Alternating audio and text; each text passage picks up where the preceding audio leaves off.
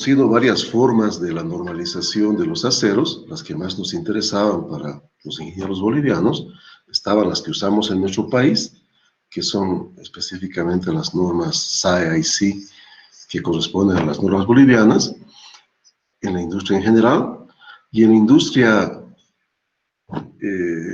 especialmente de grandes proyectos, por ejemplo el sector petrolero. Ahí se usan muchísimo las normas ASTM. Vamos a dar un pequeño ejemplillo ahora, ¿no?, de una norma ASTM. Después de tener un pequeño descansito de 5 minutos, les voy a comentar algo sobre alguna normalización ASTM más. Pero por ahora entonces vamos a comenzar con nuestro tema, que serían cómo podemos transformar las propiedades finales de nuestras piezas a través de los tratamientos térmicos. Es una forma realmente muy flexible, muy utilizada, y la que más usamos para conseguir hacer las transformaciones mecánicas en cuanto a propiedades, ¿no? Las transformaciones de propiedades mecánicas de nuestros materiales, según nuestras necesidades. Pero para poder entender mejor cómo es el comportamiento, ¿no?, de estas transformaciones, vamos entonces a entender un poquito una forma bastante interesante que se tiene de visualizar estructuras que no son de equilibrio en los materiales. Una vez que hemos estudiado el diagrama de equilibrio, ustedes comprenderán que cuando hemos hablado de austenita, ferrita, perlita, ledemurita, trostita, ¿no?, y otras microestructuras típicas de equilibrio, jamás hemos comentado cuánto tiempo necesitaría un material para llegar a su equilibrio. Lleva el tiempo necesario. ¿Qué pasa ahora si nosotros comenzamos a jugar con velocidades de enfriamiento? Vamos a ver que obtenemos entonces cosas bastante interesantes. Miren, una demostración de que sí es posible que los materiales consigan estar en estructuras que no son de equilibrio, que no corresponden por lo menos, ¿no?, a sus condiciones de equilibrio, está en el hecho de que si nosotros vamos al refrigerador y sacamos un pedazo de hielo de nuestra heladera, que debe estar por lo menos a -4, si no es más baja temperatura, -4 grados centígrados, el sólido hielo, y lo ponemos sobre la mesa, vamos a ver entonces que hay un tiempo determinado en el cual este material subsiste en forma inestable, porque a temperatura ambiente, ¿no?, estando aproximadamente unos 20 grados centígrados, diremos, ¿cómo es posible, ¿no?, que este hielo no pueda transformarse instantáneamente en lo que es entonces agua? Señal de que realmente es posible que los materiales puedan existir fuera de su equilibrio. Y es algo que vamos a entender ahora con cierto tipo de transformaciones que estudiaremos a través de enfriamientos rápidos que damos a los materiales. Miren, aquí tengo como ejemplo en la pantalla una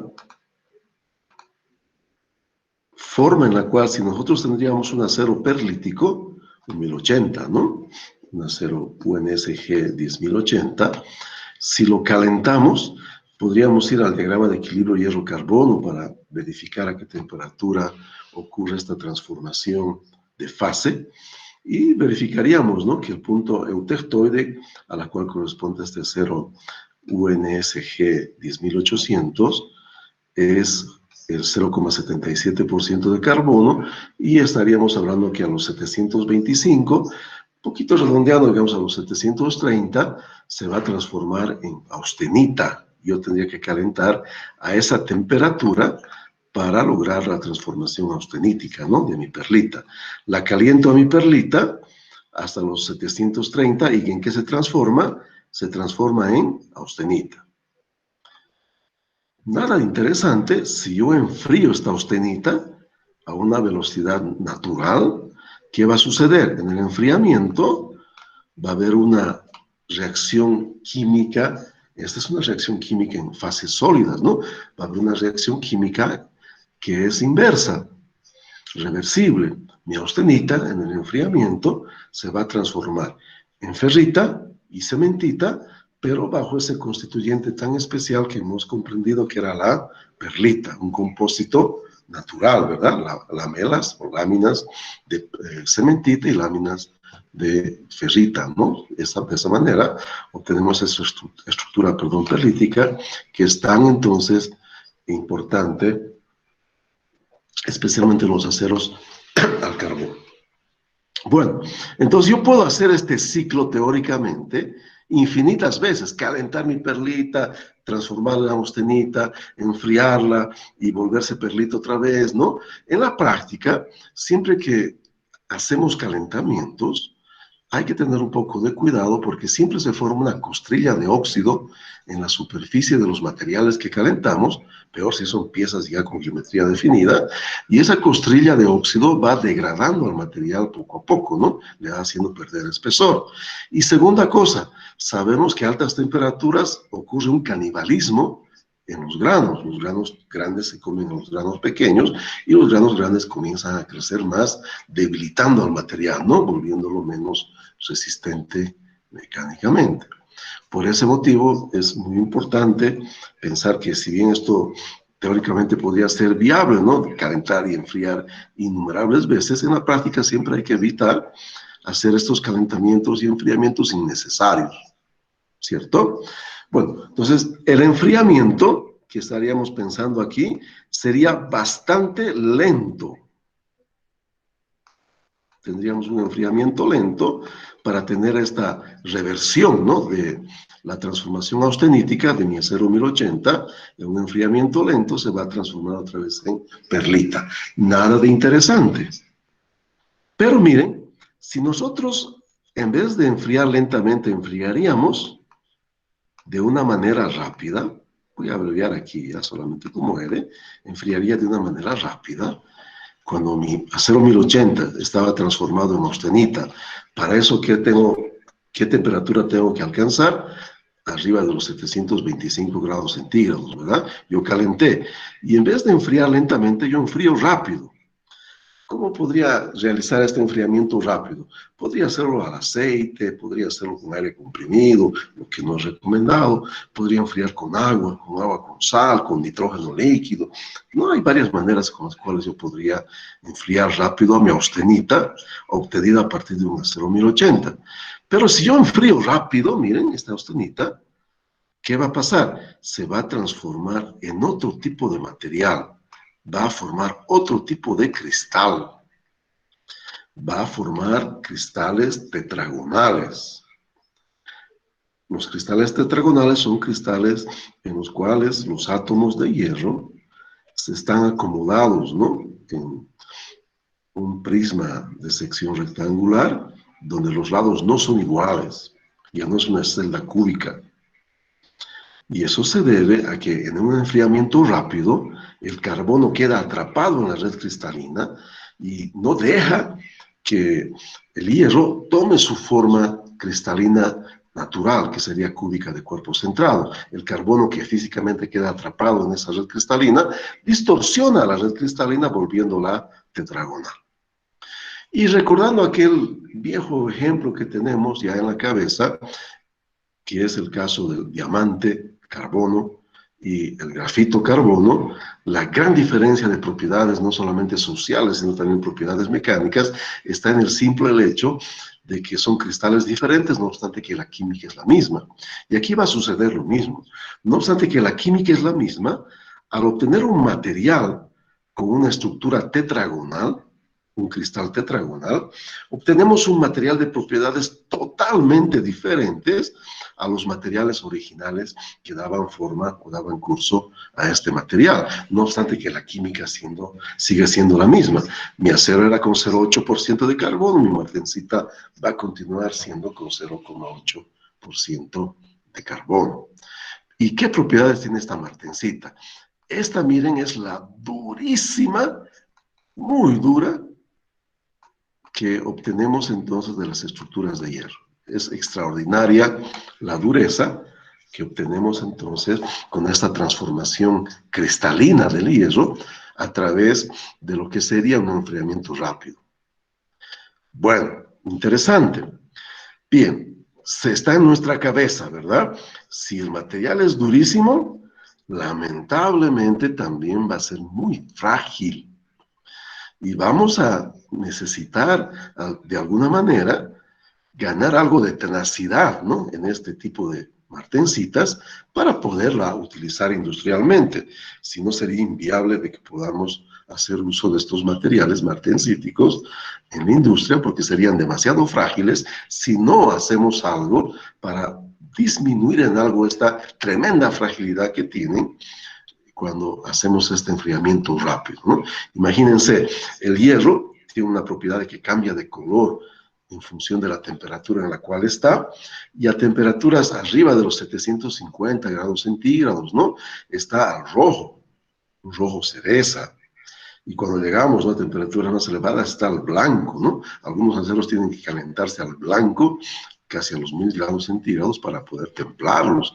Imagínense, ¿no? Y meterlos a un baño de enfriamiento, eso va a significar entonces tensiones terribles en el material, ¿no? Tensiones térmicas le llamamos, y caramba, ¿no? Va a ser un verdadero dolor de cabeza, además de tener una estructura muy tensionada. La martencita es demasiado dura, ¿no? La martencita prácticamente inservible. Vamos a ver que, pero con suerte, con un procedimiento simple que se llama revenido, vamos a conseguir que esta martencita sea menos frágil y pueda ser usada a nivel entonces industrial. Entonces, interesantísimo, ¿no? Miren, en este tipo de transformación de mi austenita que yo tenía obtenida a alta temperatura en un enfriamiento rápido, en vez de conseguir, ¿no? Otra vez perlita, la ferrita, ¿no? De esa perlita es cúbica de cuerpo centrado. En vez de eso, entonces, ¿qué sucede con este enfriamiento rápido? El carbono no tiene tiempo de acomodarse, queda atrapada en la red cristalina, y la red cristalina se distorsiona físicamente, formando celdas cristalinas tetragonales con propiedades totalmente diferentes, ¿no? En mi acero. Obtenía un acero muy duro, muy resiliente, pero lamentablemente la martencita no tiene ductilidad. Si yo quisiera doblar, ¿no? Doblar un poquito, ¿no? Mi pieza hecha de martencita, obtenida por templado, como llamamos este enfriamiento rápido normalmente, no tendría suceso, se podría fracturar mi pieza. Entonces, no tiene nada de ductilidad, ¿no? Es una de las desventajas que tiene también la martencita. Pero su gran fortaleza sería esto, ¿no? Que obtenemos una estructura muy dura, muchísimo más dura que la perlita, y en consecuencia con mayor resistencia mecánica que la perlita. Ese es el objetivo de obtener entonces estas estructuras martencíticas. Pero hay un detalle interesante, miren. Si yo le doy un pequeño calentamiento a la martencita, un empujoncito térmico, la martencita va a ir a formar su estructura natural de equilibrio, que sería otra vez entonces formar perlita. Con un pequeño incremento entonces de temperatura, yo desestabilizo a la martencita y la martencita otra vez se convierte en perlita. Lo que era muy duro, entonces se va a transformar otra vez en cristales, ¿no? Cúbicos de cuerpo centrado, en el caso de la ferrita, y no tendríamos entonces otra vez un material con alta dureza. Entonces, esto es reversible, ¿verdad? No es entonces permanente, es también un estado reversible.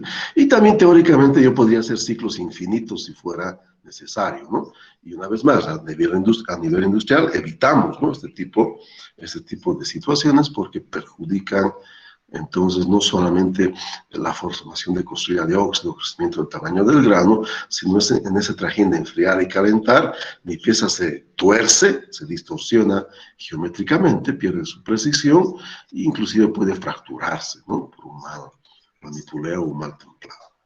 Bueno, qué cosa tan interesante esta que nos va a permitir entonces formar estructuras que no son de equilibrio, ¿no? Enfriamientos rápidos. No son de equilibrio. ¿Cómo? Simplemente jugando con las velocidades de enfriamiento a partir de la austenita podemos lograr entonces cristales que no son de equilibrio, en el caso de nuestras aleaciones ferrosas. Bueno, la martencita la consideramos un cristal o un material, si quieren, del tipo meta estable. Meta significa casi, ¿no? La metafísica, ¿no? Entonces, meta estable, entonces un estado casi estable. En otras palabras, permanece estable en ciertas condiciones. En otras condiciones va entonces a perder esa estabilidad, ¿no? ¿En qué condiciones? Pequeños calentamientos arriba, ¿no? De ciertas temperaturas van a hacer entonces que esta martensita vaya, ¿no? A formar estructuras de equilibrio, ¿no? En el hierro, ¿no? En el caso, digamos, estructuras cúbicas de cuerpo centrado, ¿no? Cristales cúbicos de cuerpo centrado. Bueno, un detalle. Miren, las fases metaestables, como es el caso de nuestra martensita, nunca las hemos escuchado hablar en nuestro diagrama de equilibrio. ¿Dónde está, no? En nuestro diagrama de equilibrio, la martensita. Aquí está la austenita, aquí está, ¿no? La mezcla de cementita y ferrita, aquí se forma la perlita, aquí tenemos, ¿no? La ferrita, aquí tenemos cementita y austenita, aquí tenemos mezcla de líquido con austenita. ¿Dónde está la martensita? No existe. ¿Por qué no existe? Porque no es una estructura de equilibrio. Entonces requerimos otras herramientas metalúrgicas para comprender estas transformaciones metaestables o estables que se pueden dar cuando nosotros comenzamos a modificar las velocidades de enfriamiento que llevarían a la formación de microestructuras de estabilidad en las aleaciones de hierro. Y para ello se han desarrollado las curvas que denominamos de curvas TTT, curvas de enfriamiento continuo, ¿no? Curvas TTT de enfriamiento continuo y curvas de enfriamiento isotérmico, ¿no? Hay dos variaciones que las vamos a entender ahora. ¿Pero qué significarían estas curvas TTT? Curvas, tiempo, transformación, temperatura, porque es en estas curvas que sí podemos entender cómo se transforman, ¿no? Las aleaciones de hierro en sus microconstituyentes, tanto de equilibrio como de cuasi equilibrio, ¿no? Como las metaestables, el caso de la martensita. Y vamos a conocer otra que se llama perlita ahora, ¿no? Justamente en estos diagramas. Bueno, entonces aquí hay un método, ¿no? Para poder conseguir estas curvas. En el fondo es esta curva que a mí me interesa de que ustedes comprendan, ¿no? Cómo se comporta. Y miren, aquí tengo esquemáticamente una curva genérica de una aleación de hierro cualquiera. Es normal que para visualizar rápidamente estas transformaciones, nosotros representemos a estas curvas con una sola línea. Una sola línea. ¿Ok? Donde tenemos entonces, miren, ¿no? Una curva donde tenemos claramente un punto mínimo en este eje de las abscisas, que es el eje del tiempo transcurrido, pero para poder tener una forma más compacta de representar estas curvas, no hay ningún motivo matemático, ya es simplemente por reducción. Perdón, reducción entonces de escala. Usamos una escala logarítmica siempre en esta escala del tiempo, que es la escala horizontal. Entonces miren, hay un mínimo, ¿no? En estas curvas de tiempo, ¿verdad? Entonces, esto me estaría definiendo, ¿no? Una velocidad mínima de enfriamiento, ¿no? Para no lograr tocar este codo, ¿no? Este codo de las transformaciones. Y en el eje vertical vamos a graficar la temperatura en la cual se encuentra el material. Una cosa, miren, que tiene que estar en nuestra cabeza, es que no obstante que hemos avanzado tanto, ¿no? En la tecnología, comprendemos de qué están hechos los átomos, los quarks, los bosones, ¿no? Ahora sabemos qué es el bosón de Higgs, ¿no? Pero no sabemos bien qué es el tiempo. Pero en nuestra percepción el tiempo es inexorable que transcurra, no lo podemos detener. Entonces, si en algún momento comenzamos a contar el tiempo, no podríamos pararlo, ¿no? El tiempo siempre va a transcurrir, ¿verdad? Entonces, inexorablemente tiene que avanzar el tiempo. Bueno, pero independientemente de eso, aunque muchos dicen que el tiempo es una dimensión más, ¿no?, del espacio, no está muy claro todavía ello, ¿ya? No está 100% demostrado. Pero de todas maneras, en nuestro gráfico curva TTT, tiempo, transformación, que aquí vamos a estudiar, y temperatura. De ahí viene el nombre de diagramas TTT, diagramas tiempo, transformación, temperatura. ¿Verdad? Bien, entonces, en la realidad, en estas curvas, tenemos entonces, miren, un momento de inicio y un momento de final de transformación.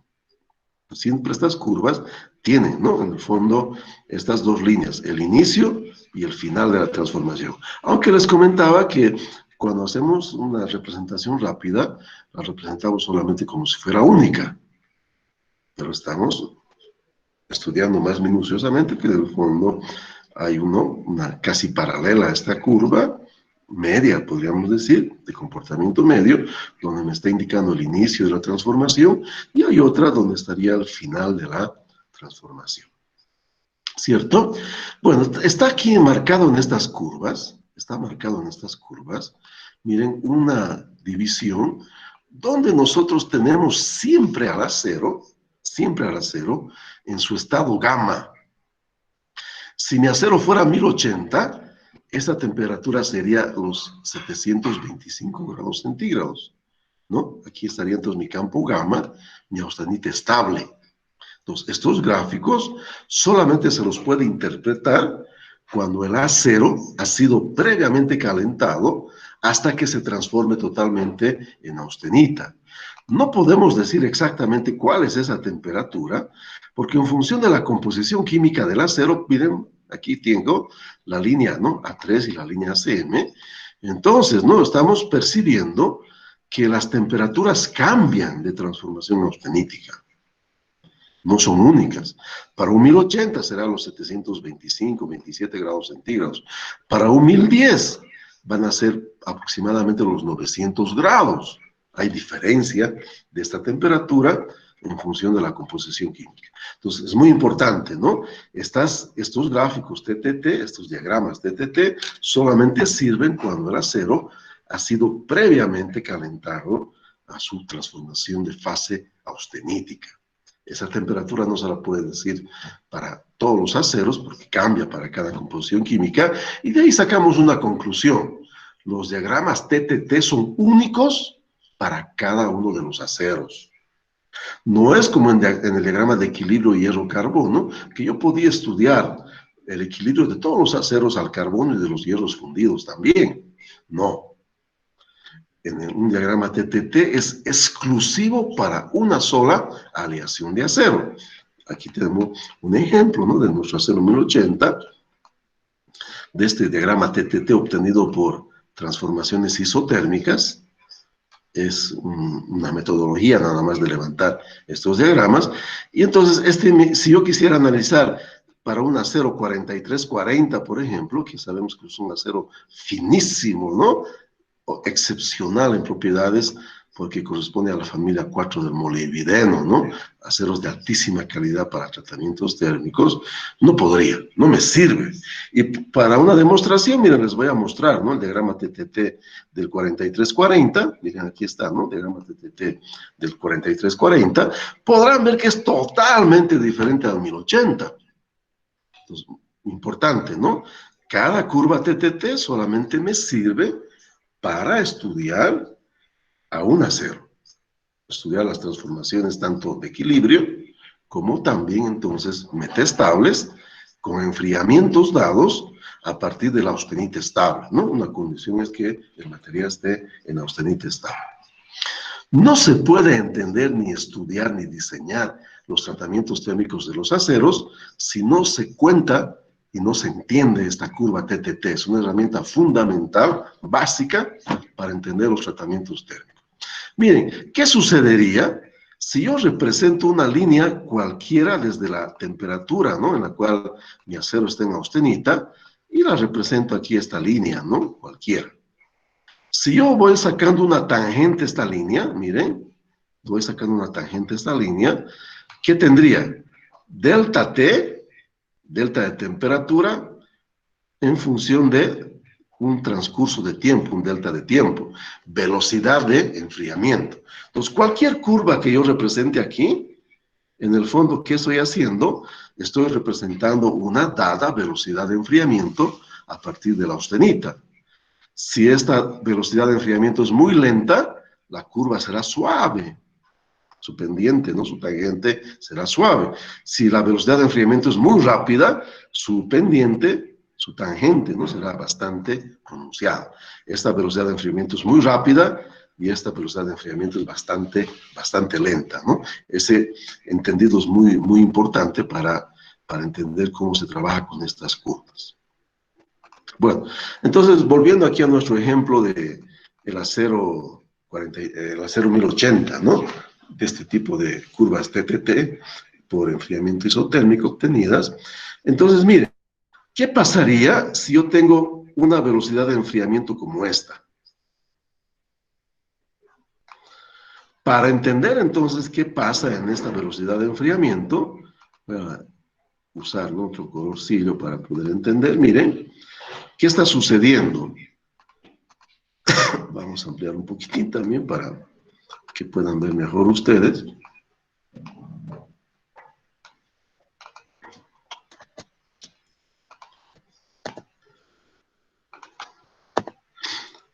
¿Qué está sucediendo, no? Con esa dada velocidad de enfriamiento, ¿no?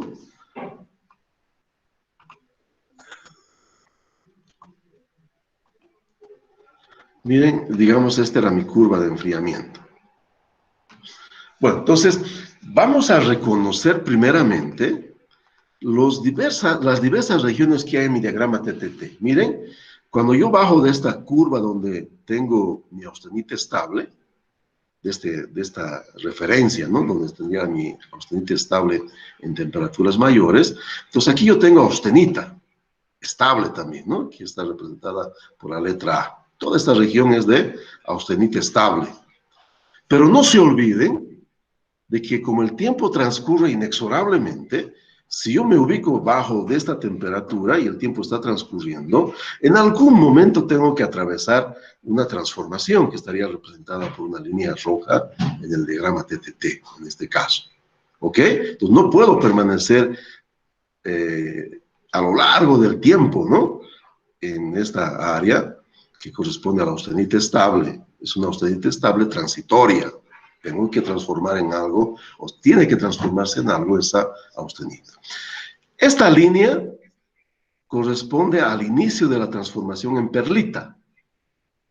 P, perlita, ¿no? Y esta línea correspondería al final de la transformación de perlita de mi aleación. Entonces, miren, si yo estoy enfriando, cuando llego a este tiempo transcurrido, esta escala es logarítmica, ¿ya? Esta escala es logarítmica, ¿no? Comenzamos normalmente con segundos, después pasamos a minutos, después pasamos a horas y a días, ¿no? Entonces, miren, ¿no? Transcurría hasta este punto, el tiempo, y a una temperatura entonces un poquito más de 650, diríamos, grados centígrados, estaría comenzando mi acero a transformarse en perlita.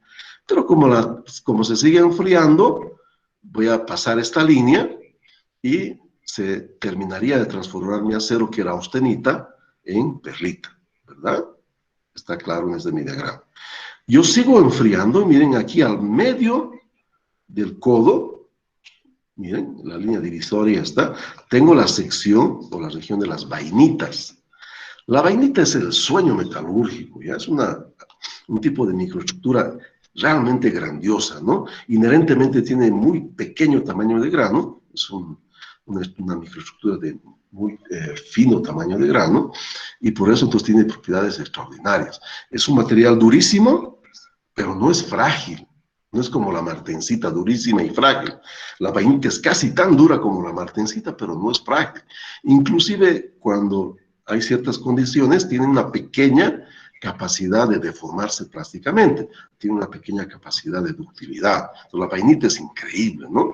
Los aceros modernos normalmente son vainíticos. Pero miren, una vez que estoy enfriando de esta manera, no lograría formar vainita. ¿Por qué? Porque ya toda mi estructura se transformó en perlita. Y mi estructura perlítica es estable. no se va a formar ya la vainita, lamentablemente. Pero esta parte de aquí corresponde a la región de las vainitas, abajo del codo, ¿no? Esta es la región de las vainitas. Bueno, otra cosa interesante, miren, aquí tenemos un poquito arriba de los 200 grados la línea MS, martensita superior. Cuando nosotros entonces comenzamos a pasar esta línea martensita superior, comienza la microestructura a transformarse en martensita. Y pasamos, ¿no? Pasamos una línea que es el martensita final, que en los aceros comunes está abajo de 0 grados centígrados, por eso no se la representa en casi ningún acero, el final de la transformación. Entonces, solamente nos representa la línea MS, ¿no? Que sería martensita comienza, de estar, ¿no? De comenzar, ¿ok?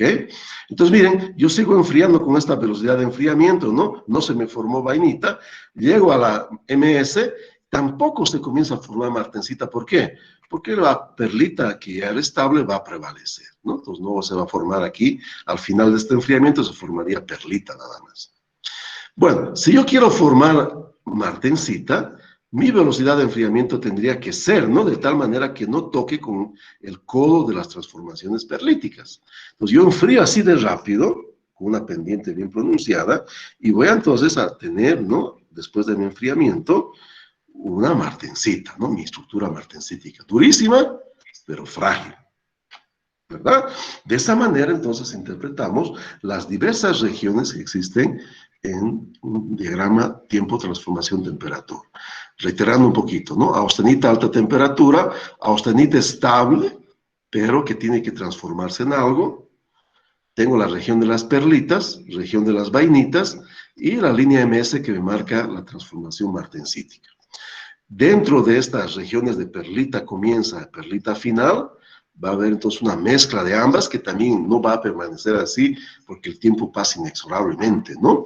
Y pues, entonces tengo la posibilidad de jugar un poco, por ejemplo, ¿no? Si yo tengo una velocidad de enfriamiento de esta manera, como no todo se ha transformado en perlita, va a haber una parte que se va a transformar en martensita, ¿no?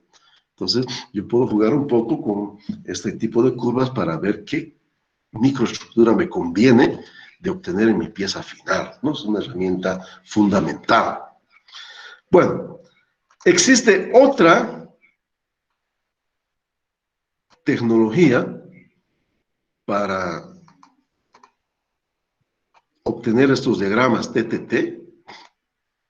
Este que veíamos es para una obtención isotérmica, no es una técnica de obtención de este diagrama con técnicas isotérmicas. Pero esta de aquí es, ¿no?, una forma de obtención con técnicas de enfriamiento continuo. Es muy parecida a la otra, en regiones, etcétera.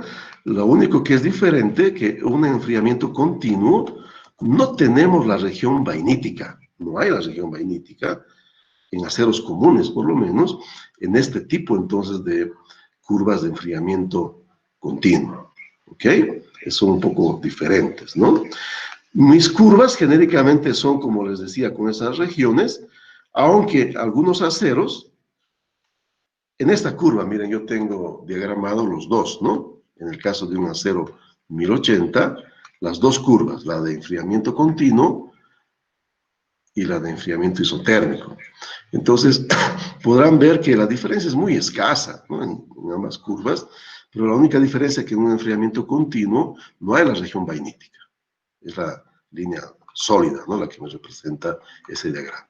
Y solamente para ver la gran diferencia que podría existir, aquí estaríamos viendo, miren, el diagrama TTT de un acero 4340, donde hay dos codos. Un codo de la transformación perlítica y otro codo de la transformación vainítica.